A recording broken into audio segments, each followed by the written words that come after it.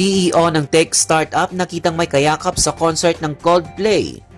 Naging viral si Andy Byron, CEO ng isang tech company sa Astronomer, matapos mapakita ng jump botron ng Coldplay concert habang niyayakap niya ang kanilang Chief People Officer na si Christine Cabot na hindi niya asawa. Nagdulot ito ng mga haka-haka tungkol sa posibleng relasyon ng dalawa. Habang nagtatanghal ang Coldplay, biniro pa ni frontman Chris Martin ang dalawa na maaring may affair o simpleng nahihiya lamang. Mabilis namang kumalat sa social media ang video at nagdulot ng reaksyon mula sa publiko, lalo na kay Megan Kirigan Byron na asawa ni Andy Byron na nagtanggal ng pangalan ng kanyang asawa sa Facebook bago ito tuluyang i-deactive.